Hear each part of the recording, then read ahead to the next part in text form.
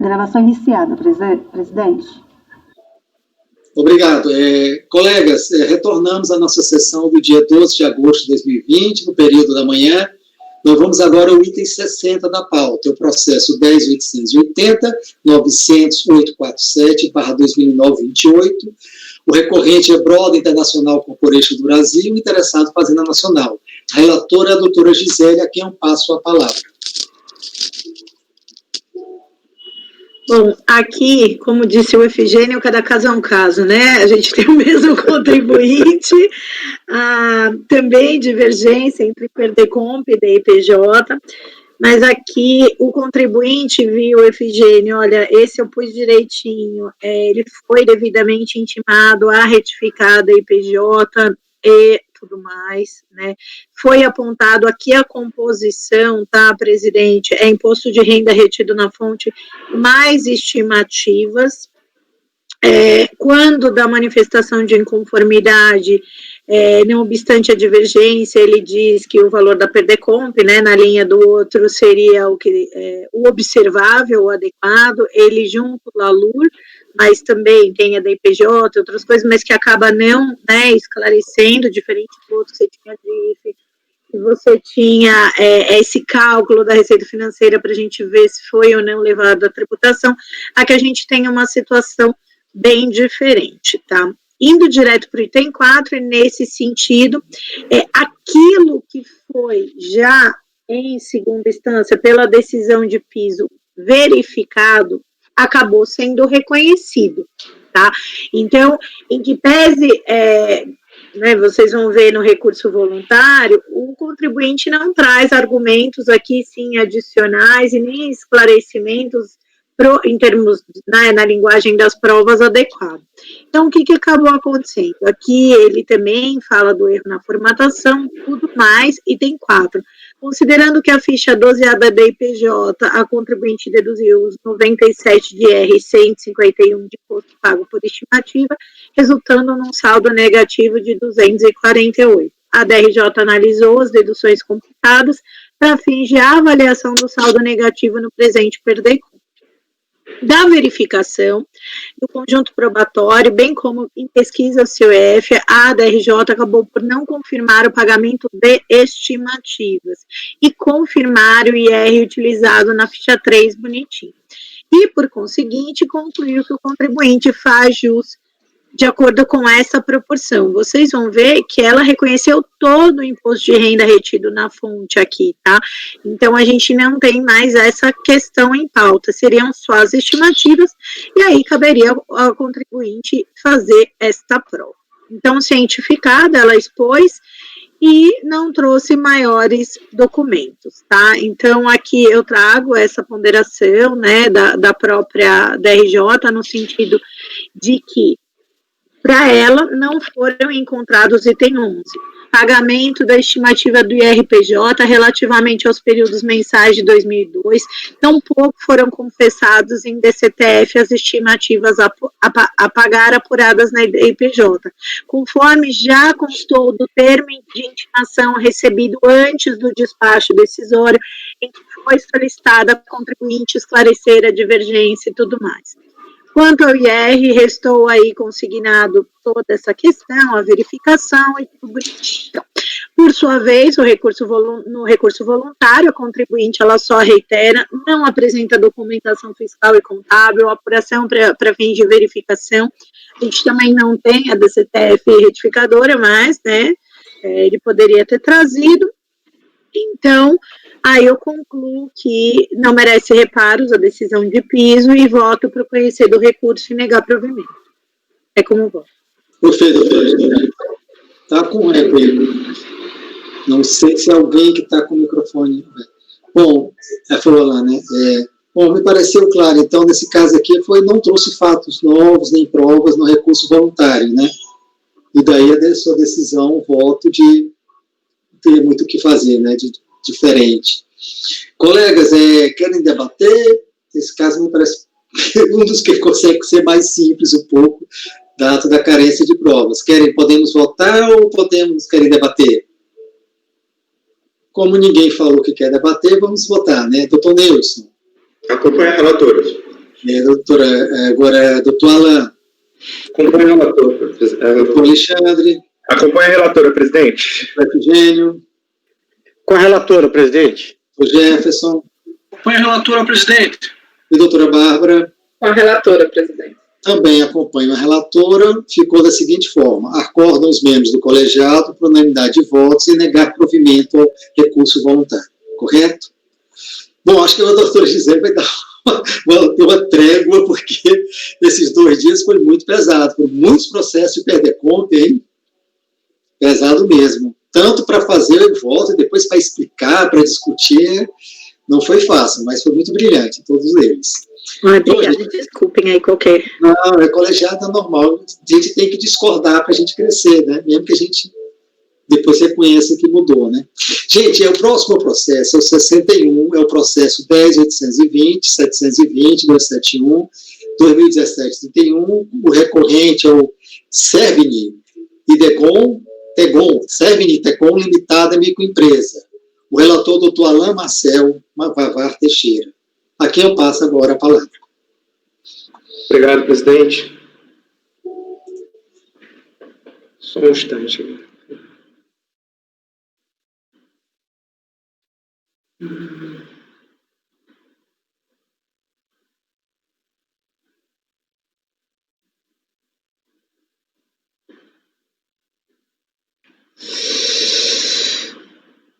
Então, colegas, o processo é da Servini e Tegon, não é isso, presidente?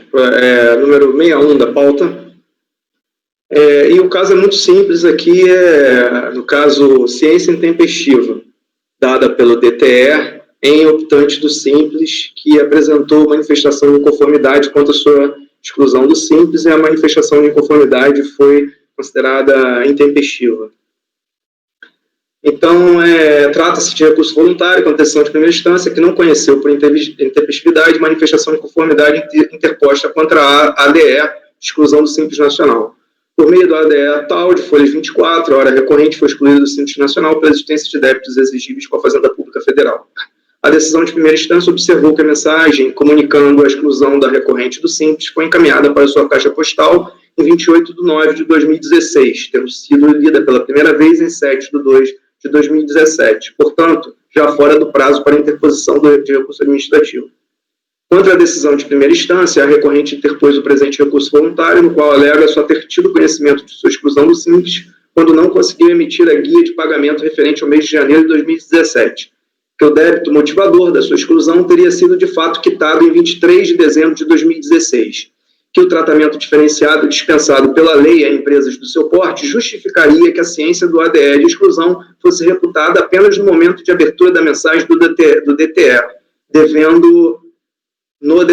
devendo assim ser considerada tempestiva sua manifestação de conformidade ao relatório. O recurso é tempestivo e atende às demais condições de admissibilidade, razão porque dele deve ser conhecido. Ou seja, ele não foi conhecido na DRJ, mas o recurso voluntário aqui foi tempestivo, então eu estou conhecendo do recurso e estou enfrentando no mérito a questão da intempestividade, da manifestação de conformidade. Não há reparos a fazer na decisão da DRJ. A condição especial da recorrente, de então optante do Simples, já lhe confere privilégios no tocante à ciência por domicílio tributário eletrônico. Isto porque, no caso de optantes do Simples Nacional, são concedidos 45 dias da data de sua disponibilização na caixa postal, em vez de 15, para a ciência eletrônica ficta, como prevê a regra geral do Decreto 70235. Além disso, a Lei Complementar 123 de 2006 também faculta a reinclusão no regime se a autorregularização ocorrer em até 30 dias da ciência do ADE de exclusão do Simples. Ou seja, ela pagou, na verdade, muito depois desse período, né, ainda, né? Portanto, não há espaço para se fazerem outras concessões, como suplica a recorrente, além daquelas já expressamente previstas na própria lei complementar, que disciplina o regime do Simples Nacional. Mesmo com os privilégios mencionados, a recorrente não atendeu nem o prazo de autorregularização, nem o da interposição de manifestação de conformidade, devendo, portanto, ser mantida a decisão da DRJ que não conheceu do recurso. Por todo exposto, voto por conhecer do recurso voluntário, para, no mérito, negar-lhe provimento como voto. Obrigado, doutor Alain. Uma questão parece bem clara, né? Podemos votar ou querem discutir algum detalhe? Foi bem claro, bem precisa a exposição do doutor Alain. Ninguém falou, vamos votar. Doutor Neudson. Acompanho o relator, senhor presidente. Doutora Gisele. Tá mudo. Acompanhe o relator. Doutor Alexandre. Acompanho o relator também, presidente. Doutor Efigênio. Com o relator, presidente. Doutor Jefferson. Acompanho o relator, presidente. E doutora Bárbara. Acompanho o relator, presidente. Eu também acompanho o relator, ficou da seguinte forma. Acordo os membros do colegiado por unanimidade de votos e negar provimento ao recurso voluntário. É isso, né? O próximo processo é o item 62 da pauta, o 10.580.006.805/2004-79. O contribuinte é Bomix, ou Bomix, eu não sei, Indústria de Embalagens Limitada, interessado Fazenda Nacional. E o relator é o doutor Alan também, a quem eu já passo a palavra. Obrigado, presidente. Então, o processo da Bomix, número 62 da pauta, é uma questão bastante simples, né, porque inclusive é sumulada. É sobre pedido de restituição de empréstimo compulsório de obrigações da Eletrobras, certo? Contudo, o contribuinte ele faz uma arguição, eu acho que eu vou resumir a questão, porque se tratando de questão sumulada, né, acho dispensável ler o relatório. Só vou fazer uma ressalva, que o contribuinte, o questionamento que ele faz, insiste no fato de que, por serem fatos anteriores à lei, só um segundo que eu vou, isso, a Lei 11.051 de 2004, que inseriu o parágrafo 2º do artigo 74 na Lei 900.430, ele entende que não se aplicaria essa lei, né, o entendimento de que a Receita não poderia restituir por conta dessa lei, né. Daí, então, o racional que eu fiz para enfrentar o questionamento do contribuinte foi examinar se a súmula conheceu fatos antes da lei ou só fatos depois da lei, certo? Então, eu me aprofundei nos acordos da súmula e confirmei que a súmula enfrentou essa questão em relação aos fatos anteriores à lei, certo? Dessa maneira, eu enfrentei o questionamento do recurso voluntário, dizendo que, mesmo para fatos anteriores, a Lei 11.051 é também aplicável à súmula CARF, eu neguei provimento ao recurso voluntário. Ok, a questão também me parece bem clara, tá certo? Os senhores desejam comentar, discutir, alguma dúvida? Não, silenciaram também, vamos para a votação. Doutor Neudson. Então, presidente, esse é um exemplo bem didático de que não se deve aplicar, né, não é lícito aplicar interpretação ao contrário do senso da norma, no sentido de que, se a norma veio para proibir, quer dizer que antes era permitido. Não é bem assim. Na minha opinião, esse é um exemplo claro disso, né? Antes da lei, né, o Tribunal Administrativo já tinha chegado, né, a vários entendimentos no sentido de que esse tipo de crédito não é passível de restituição e compensação. Então, eu acompanho o relator, senhor presidente. Ok, obrigado, doutor Neudson. Doutora Gisele. Então, eu acompanho o relator também, mas eu trabalharia um pouquinho diferente os fundamentos, né, Alan, para ter um olhar aí mais focado não só nos precedentes, mas propriamente nesse impedimento, dada a natureza do crédito, tá? Então, eu acompanho mais pelas conclusões nesse sentido, tá? Porque eu não usaria esse argumento. A questão é que ela é sumulada, né? Então, que as ponderações do Neudson me incomodaram um pouco, porque não seria, que você não coloca de forma clara esse fundamento do Neudson, né, Alan? Você baseia eu entendo que a análise da súmula é anterior a isso. Eu entendo com a devida vênia em relação com o Neudson, que essa questão levantada por ele é uma questão de exame de mérito, se faz depois do exame da súmula. Antes de adentrar ao mérito, eu tenho que primeiro examinar se subsume ou não, se é ou não passível de subsumir a súmula. Se eu não entro no mérito. Eu aplico a súmula, foi o que eu fiz. Por essa razão é que eu não... Se não fosse simulado, eu faria exatamente na linha do proposto pelo Neuza. Ficou claro, então. Alan, então eu acompanho você integralmente, não pelas conclusões, porque a sua linha é a minha. Perfeito, doutora Gisele. Foi agora o doutor Alexandre, né? Também acompanho o relator, presidente. Doutor Efigênio. Com o relator, presidente. Doutor Jefferson. Com o relator, presidente. E doutora Bárbara. Com o relator, presidente. Eu também acompanho o relator. O resultado ficou da seguinte forma. Acordam os membros do colegiado por unanimidade de votos em negar provimento ao recurso voluntário, correto? O item seguinte da pauta, senhores, é o item 63, é o processo 10.680.016.981/2005-71. O recorrente é o Expresso Araguari Limitada, interessado Fazenda Nacional. O relator sou eu, tá certo? Eu vou passar para o processo, ele está ali na pasta T, na pasta T, não sei se os senhores já pegaram. Bom, o que é esse primeiro processo da Expresso Araguari? Na realidade, é um VDCOMP, e qual é o crédito que ele quer utilizar?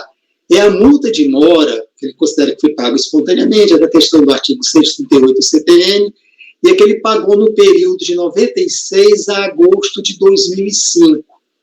Então, tem algumas questões que foram analisadas na RBJ, mas uma delas é a questão da prescrição, tá certo? Dos mais antigos, tá ok?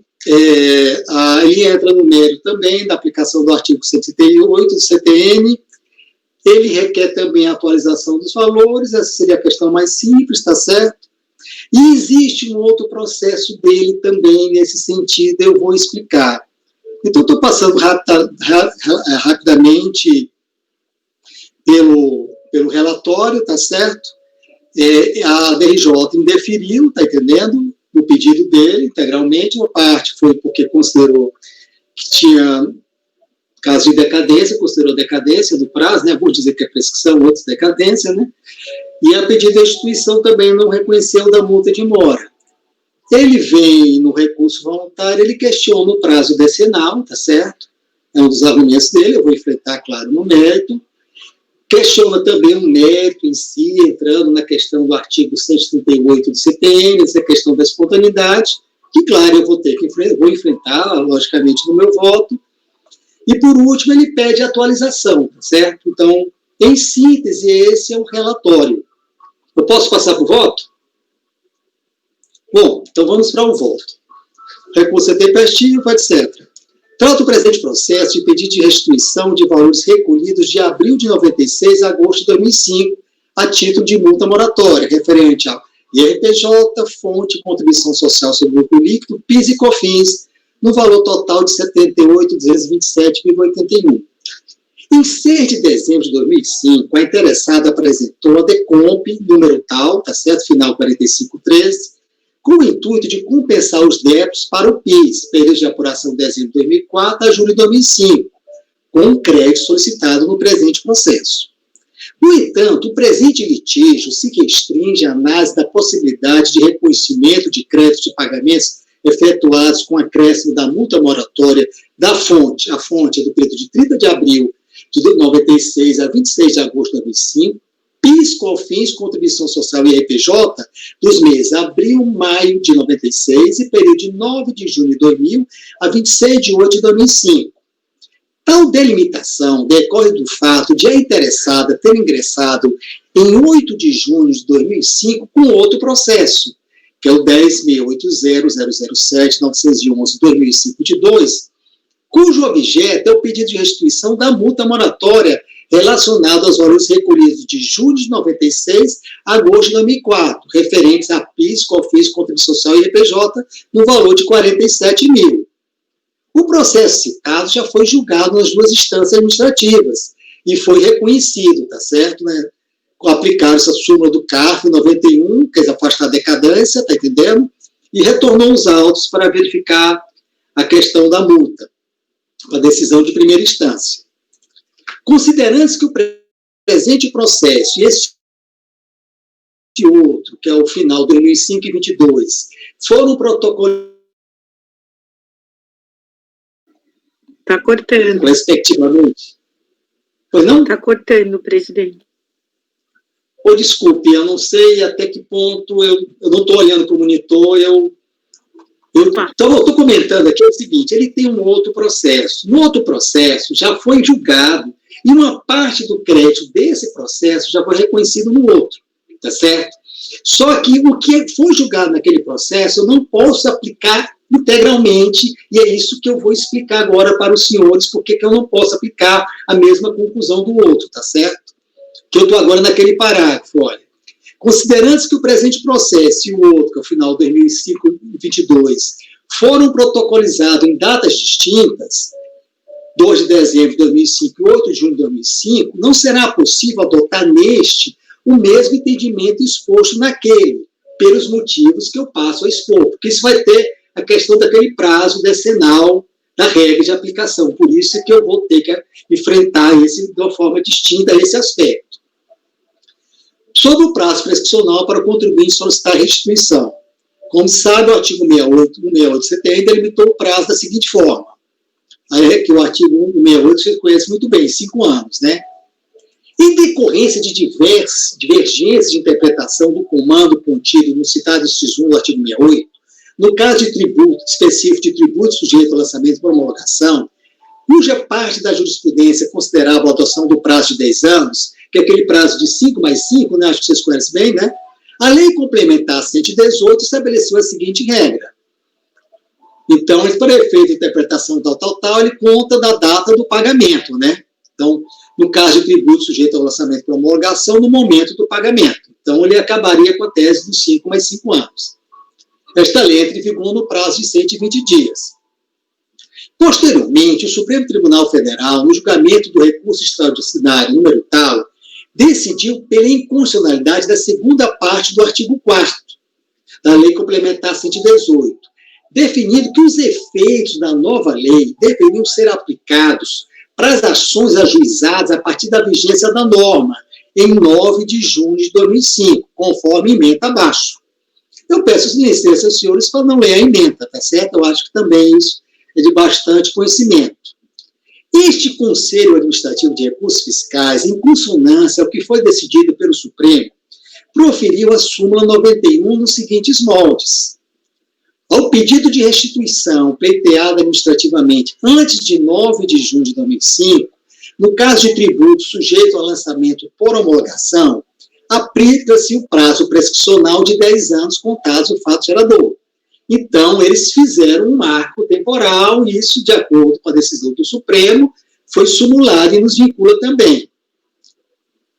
Desta forma, no presente processo, como o pedido foi protocolizado em 2 de dezembro de 2005, cabe a aplicação da regra estabelecida no artigo 3º da Lei Complementar 118, devendo ser adotado o prazo prescricional de 5 anos com data do pagamento antecipado, de que trata o parágrafo 1º do artigo 150. Essa é a razão de que eu não estou aplicando neste voto, tá certo, o que foi decidido no outro processo. Porque, se não me falha a memória, no outro processo, ele entrou com pedido com relação àqueles outros créditos em 6 de junho. Então, naquele, ele gozou do benefício de 5 mais 5 anos. Como esse foi em 2 de dezembro de 2005, ele já não se gozou do mesmo benefício, tá certo? Assim, considero prescritos os pedidos relacionados aos créditos cujos pagamentos ocorreram anteriormente a 2 de dezembro de 2000. No que tange a aplicação do artigo 138 do CTN, a matéria... Bom, isso aí, então, a questão, eu só estou reconhecendo o crédito dele a partir de 2 de dezembro. Sobre a existência do direito creditório. No que tange a aplicação do artigo 138 do CTN, a matéria já possui entendimento consolidado no Superior Tribunal de Justiça e decisão que foi submetida ao regime do artigo 543 do antigo Código de Processo Civil, de observância obrigatória por parte desse Conselho, tá certo? Então, gente, é aquela regra aqui que ele define que situação é considerada espontânea. De uma forma resumida, o que ele leva a entender é o seguinte, olha, se ele pagar e só confessar depois, ou pagar junto da confissão de dívida, é considerado espontâneo. Mas se ele confessou e só pagou posteriormente, aí não é mais considerado espontâneo para efeito da exclusão da multa moratória. Eu, pessoalmente, tenho um entendimento diferente, mas isso não vem a um caso, tá certo? Esse é o entendimento que nós devemos adotar no presente voto, que ele nos vincula, ok? A exclusão da responsabilidade nos termos do referido julgado é atinente apenas ao valor que, por erro, ainda não havia sido declarado e que, descoberto posteriormente, foi objeto de nova declaração e respectivo pagamento. Assim, essa decisão se coaduna com a súmula 360 do STJ, que afirma não ser possível de denúncia espontânea o valor regularmente declarado, mas recolhido a destempo. Aí o benefício da denúncia espontânea não se aplica aos tributos sujeitos ao lançamento de promulgação, regularmente declarados, mas pagos a destempo. Aquela decisão do STJ também foi no mesmo sentido, ok? A própria Procuradoria da Fazenda Nacional, por intermédio desses dados declaratórios, amparado por esses pareceres da PGFN, aprovados, inclusive pelo ministro da Fazenda, determinou que se deixasse de apresentar contestação, interpor recurso e desistir dos recursos já interpostos nos seguintes casos, desde que inexistentes outros fundamentos relevantes. Com relação às ações e decisões judiciais que fixam o impedimento no sentido da exclusão da multa moratória quando da configuração da denúncia espontânea, ao entendimento que ainda existe diferença entre multa moratória e multa punitiva.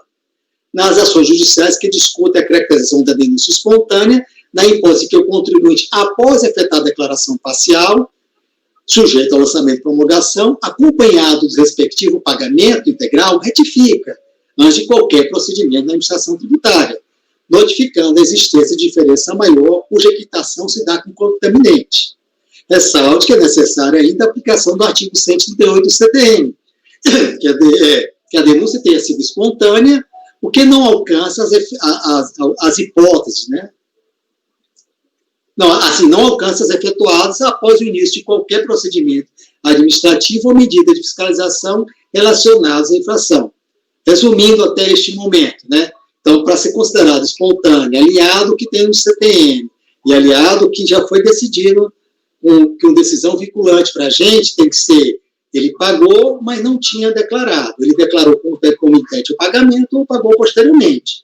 E, claro, isso foi antes de qualquer procedimento de ofício, porque isso é o que está literal no parágrafo único do artigo 138 do CTN. Em seu recurso, a defesa manteve o entendimento de que aquele contribuinte que espontaneamente, ou seja, sem qualquer ingerência fiscal, antes de qualquer atuação, comparecer ao fisco, municipal, estadual ou federal, e promover a sua autodenúncia, informando a existência da obrigação não cumprida, terá o total direito de recolher o montante impago, acrescido somente dos respectivos juros e correção, sem qualquer acréscimo a título de multa de mora. Ou seja, na defesa do contribuinte, ele acha que se não teve procedimento de ofício, eu tenho de gozo da denúncia espontânea. Tal argumento deve ser acolhido apenas parcialmente, pois, conforme demonstrado, o entendimento esposado pelo STJ exige que o recolhimento seja também efetuado em momento anterior à entrega do documento que configura a confissão de dívida, TCTF, GFIP, entre outros. Quanto à identificação dos pagamentos que se enquadram nessa situação, embora o contribuinte tenha apresentado apenas uma listagem de créditos a recuperar, folha 6 a 12, entendo que não há necessidade de conversão do julgamento e diligência, uma vez que todos os dados necessários à identificação do direito creditor pleiteado estão de posse do fisco. Então, aqui precisa saber o DARF, e o fisco tem, as declarações para saber se ele pagou antes ou concomitante a entrega da declaração e o registro de ações fiscais, o que torna o presente julgado de fácil execução, ok? Outro assunto que ele pede é a atualização de valores, isso tem previsto na legislação, eu apenas estou citando, literalmente, não preciso ler para os senhores. A minha conclusão, de todo o exposto, volto no sentido de dar provimento parcial ao recurso voluntário para considerar prescritos os pedidos de restituição e compensação relacionados aos pagamentos efetuados anteriormente a 2 de dezembro de 2000, que seriam 5 anos da data que ele entrou com o pedido, tá certo? Reconhecer o direito à utilização como crédito dos valores pagos a título de multa de mora relativa aos pagamentos efetuados no período de 2 de dezembro de 2000 a 26 de agosto de 2005, fonte, PIS, COFINS, Contribuição Social e EPJ, que satisfaçam cumulativamente as seguintes condições: recolhimentos efetuados anteriormente ao início de qualquer procedimento fiscal e desde que não tenha havido a confissão do débito via DCTF ou outro instrumento de confissão de dívida, anteriormente à data do pagamento. E reconhecer o direito à atualização dos valores, objeto de restituição ou compensação, nos termos previstos, tá certo? Então, no caso, eu entendo que, como o fisco dispõe de todos esses dados, eu já posso reconhecer aqui no despacho decisório, só não posso quantificar, mas vai ser na parte da execução, ok? Senhores, é o meu voto, a palavra doravante passa para os senhores, ok? Para debate, esclarecimentos, depois a votação.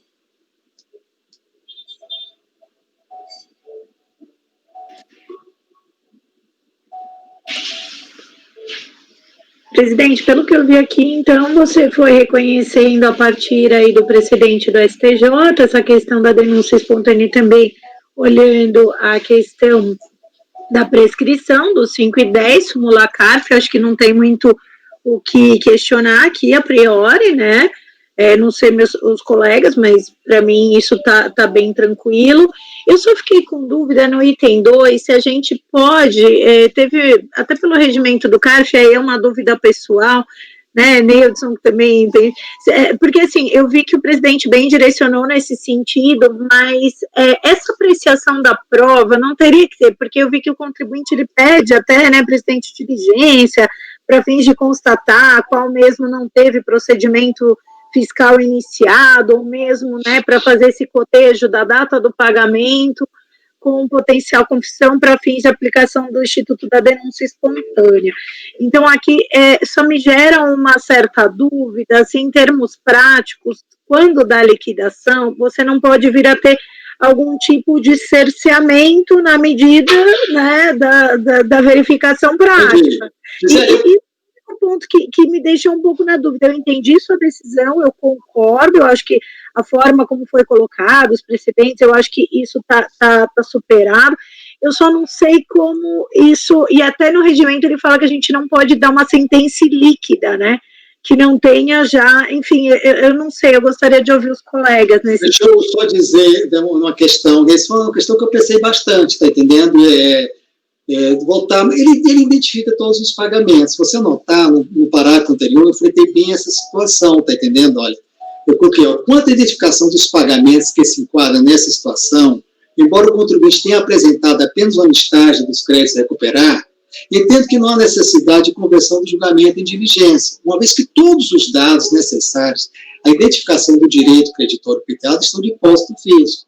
O fisco tem os dados, tá certo? Eles podem ser confirmados, tem as declarações e registrações fiscais. O que foi que eles não pediram? Está pedindo, olha, eu quero a multa de mora do pagamento espontâneo.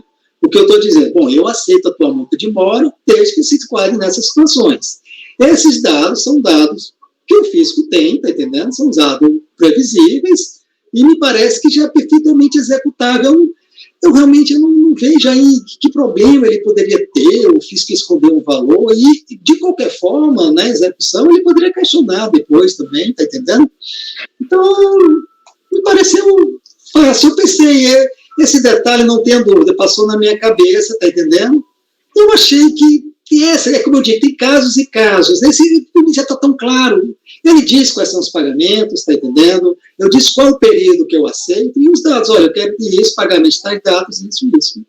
Bom, fica aberto, aí os senhores votam dentro da consciência dos senhores, Mas eu pensei, viu, Gisele, eu achei interessante você questionar, porque eu cheguei a eu passei por essa angústia na conclusão, tá entendendo? Eu disse, poxa, como é que eu vou concluir aqui? Eu pensei, eu acho isso, eu faço em DRJ, fiz diversas vezes, eu não vejo problema, porque eu identifiquei, é preciso, né?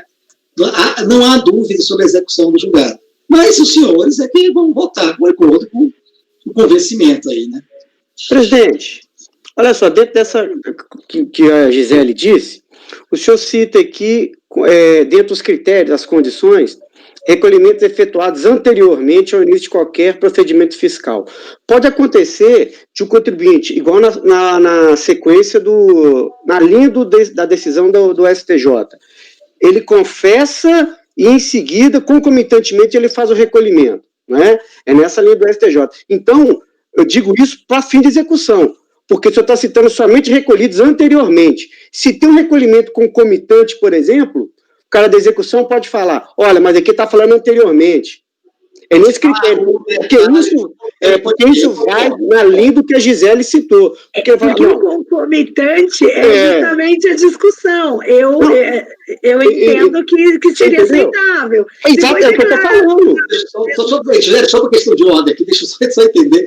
Eu estou concordando, não posso... Está entendendo? Então, concomitante, dentro dessa linha. Porque isso é um critério que na execução, porque da forma como está aqui as condições, recolhimentos efetuados anteriormente. Então, eu concordo.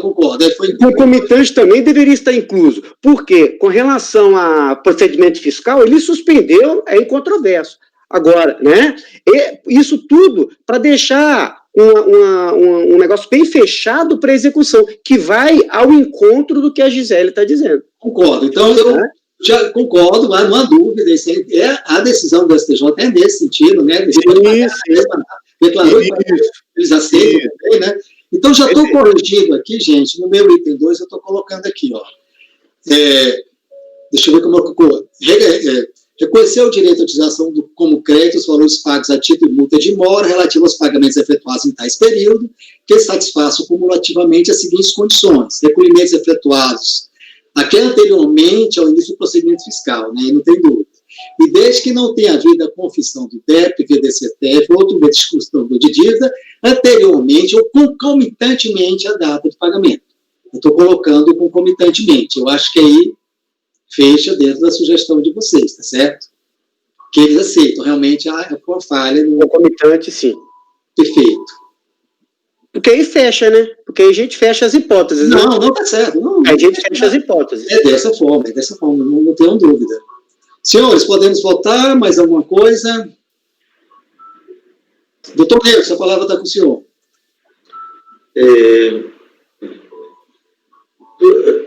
Três coisas. Duas coisas.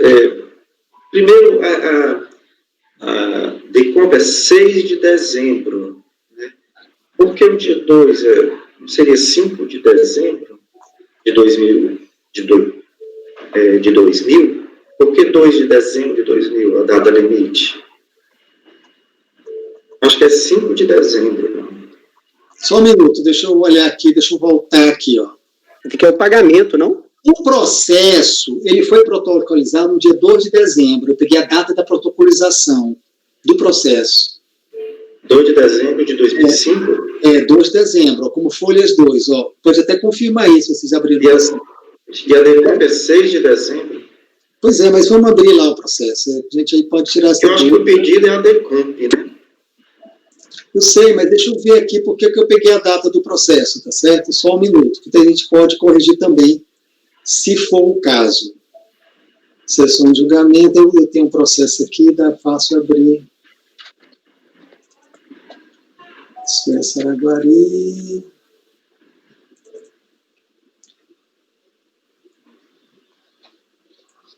(2 de dezembro esse processo foi protocolizado, né? A primeira página dele.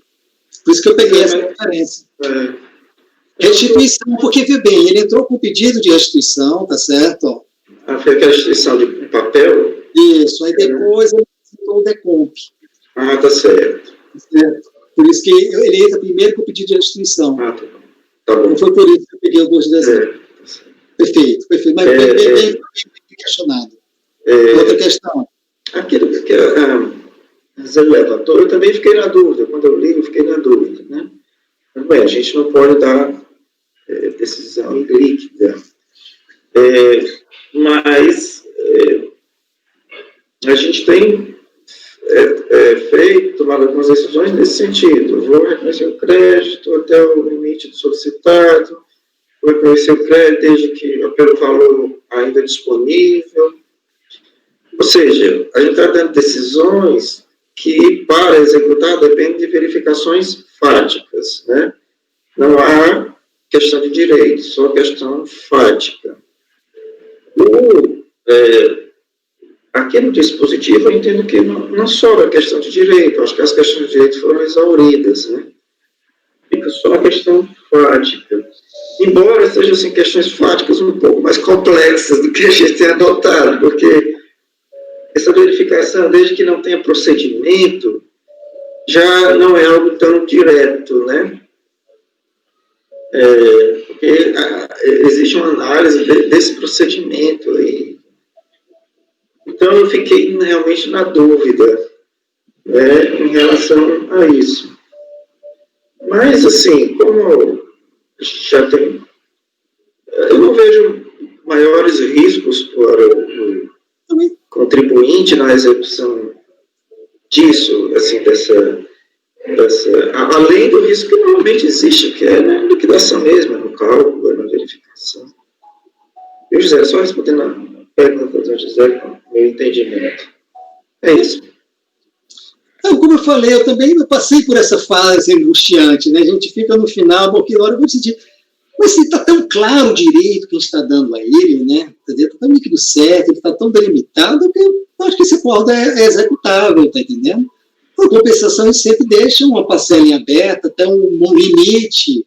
Se ele não faz incorreto, ele pode questionar também. Não tem nada aqui que está sendo cesteado, não estou lido, está entendendo? Então, por isso que essa foi a minha opção, tá certo? Mas, como eu digo, até quando a Gisele questionou, eu também passei por esse momento angustiante, mas está claro o direito dele. Ele não vai perder isso de forma nenhuma, tá entendendo? Tá certo? Então, está bem amarrado o direito dele. Ele indicou os dados, eu fiz questões, olha, os dados estão nas folhas tais, tá entendendo? Eu não peço a diligência que eu fiz que tem esses dados, tá entendendo? Então, ele tá certo, eu também não vejo por que não vão dar, tá entendendo?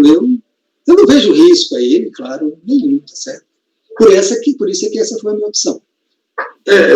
Só para completar, realmente, só para completar, se não fosse essa opção, para mim teria que ser uma diligência para fazer essa verificação. Pois é, mas para quê, né, gente? Mas, pois é, seria só bater lá, voltar, bater de volta, para fazer uma coisa que eles já fizeram. Né? Quer dizer, então, assim, não tem muito risco para o contribuinte, eu não vejo, e não tem ganho nenhum também. Pelo contrário, é uma perda de eficiência, né? Com a diligência, nesse caso. Foi o que eu pensei em mudar de diligência. Poxa, vou mudar de diligência agora. Está tão claro, esses dados o fisco tem, tá entendendo? Doutor Gisele, a senhora quer falar ainda? Pode falar. Então, vamos lá, presidente. Realmente, o fisco tem esses dados. Eu acho que a sugestão do Efigênio foi excelente, eu acho que vai em linha com a primeira leitura que a gente tem. Agora, Nilton, eu estou pensando aqui, se, por exemplo, eu fosse a relatora, seguramente eu apresentaria uma conversão do julgamento em diligência. Por quê?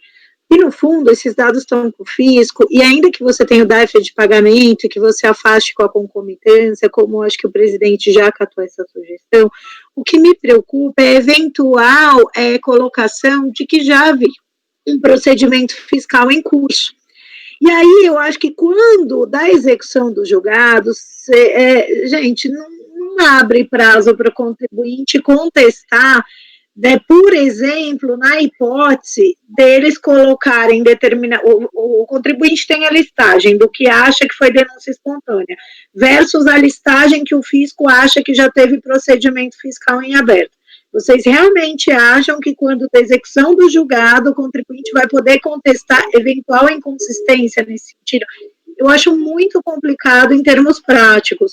Por isso, eu, pessoalmente, me sentiria muito mais confortável para não ter um juízo de valor equivocado, seja de um lado, seja do outro, uma verificação em diligência. Eu entendo também a questão, né, de tentar fechar. Eu não estou convencida, tá, presidente, data máxima vênia, com não ter algo formalizado, nesse sentido, porque eu acho que a gente também está jogando, e aí eu pego também um pouco do que o Neudson colocou. Sim, Neudson, a gente de alguma maneira está tendo algumas decisões, né, até o limite do direito creditório, mas aqui vai um pouquinho além, né, porque são dados que vão ser produzidos, e principalmente a abertura de procedimento fiscal, qualquer procedimento fiscal, isso é altamente subjetivo em termos práticos. Eu acho altamente subjetivo, por mais que a decisão do STF, STJ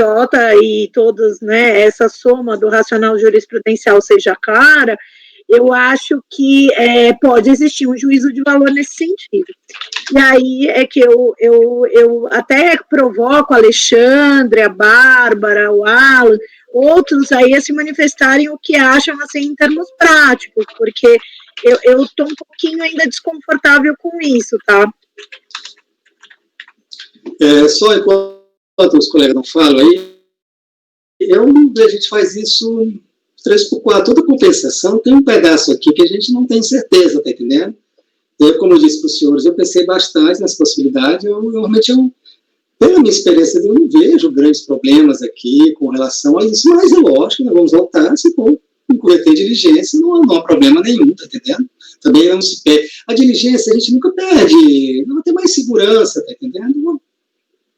Os senhores é que sabem, todos. A doutora Bárbara e o doutor Alexandre, provocados pela doutora Gisele, querem falar.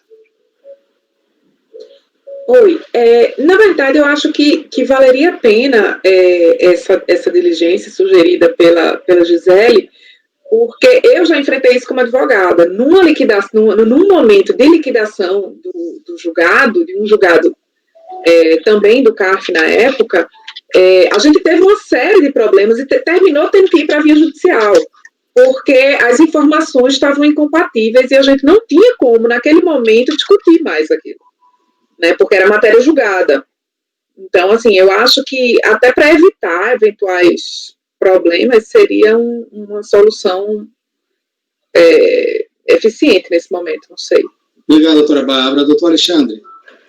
Também antecipando o meu posicionamento, eu acho que quanto mais líquida for, eu entendo seja melhor, então eu também estou no caminho da diligência, e tem essa questão que foi muito bem pontuada, tanto pela conselheira Gisele quanto pela conselheira Bárbara, que depois de julgado, aí o contribuinte não tem muito o que fazer, então também preferiria já ter uma decisão mais líquida nesse sentido, que a gente conseguiria só com a diligência, aí sim, com as duas partes se manifestando, né? Tá ótimo. Ficou claro, doutor Jefferson também vai falar, que bom. Tá mudo, Jefferson, não estou ouvindo. Eu acompanho o posicionamento da pode fazer comentários, tá entendendo? Depois você vai voltar aqui. Não, sim, não, mas no sentido de que me parece também que até por uma questão de segurança jurídica, garantir uma liquidez maior das informações, acho que seria melhor para toda a saúde do processo, né? E aí me parece também que o posicionamento da conselheira Bárbara, ela também vai muito nesse sentido, né? Porque aí você acaba gerando um problema maior, né, se você não conseguir essa liquidez nesse momento, né? Então a diligência me parece ser o melhor caminho. Perfeito, ficou bem claro esse ponto de vista. Senhores, alguém mais deseja comentar ou posso participar da votação? Bom, então vamos voltar. Doutor Neudson. Eu acompanho o relator, senhor presidente. Doutora Gisele. Então, eu vou abrir divergência para a realização de diligência com relação ao item 2, tá? Da sua conclusão, presidente, de forma que a gente tenha maior liquidez e certeza no jogo. Perfeito. Está certo. Abrir divergência de diligência. Doutor Alan, né? Sim. Presidente, então eu vou pedir a devida licença para divergir, acompanhar a proposta da doutora Gisele de conversão em diligência. Perfeito. Doutor Alexandre. Também acompanho a divergência da doutora Gisele. Perfeito. Doutor Efigênio. Eu acompanho o relator. Acompanho o relator. Doutor Jefferson. Eu acompanho a divergência, presidente. Perfeito. Doutora Bárbara. Eu acompanho a divergência. Então, deixa eu ver aqui o resultado do jogo. Eu preciso escolher quem é que quer fazer o voto vencedor. Então, Gisele aí, que já defendeu a tese aí de haver essa diligência para dar segurança jurídica. Tá Eu certo? posso dar, mas eu vou ficando com crédito, viu, Alexandre? Aproveita, viu, Alexandre, Jéssica, aproveita. Vocês dois vão entrar na roda logo Aproveita. mais, hein? Não, pode deixar que eu faço aqui. Não, esse vai ficar comigo, não. Tranquilo. Não, Eu tranquilo. estou avisando. Gisele, fala, eu só Pode quero deixar. que... Gisele, fala que você só quer que anota o crédito. Tá bom. Eu tô igual a Efigênio, presidente. Eu só quero que anote o crédito, entendeu? Só que direito depois... líquido e certo. Não tem o crédito, Gisele, você está com crédito.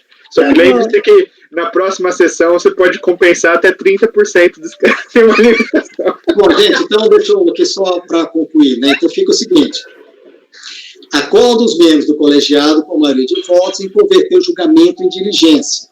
Vencidos os conselheiros Ricardo, né? Neudson e o Efigênio, não foi, Efigênio? Que votaram no sentido de dar provimento parcial ao recurso, né? Acompanha o relator. Que votaram no sentido de dar provimento parcial ao recurso voluntário nos termos do voto do relator, né?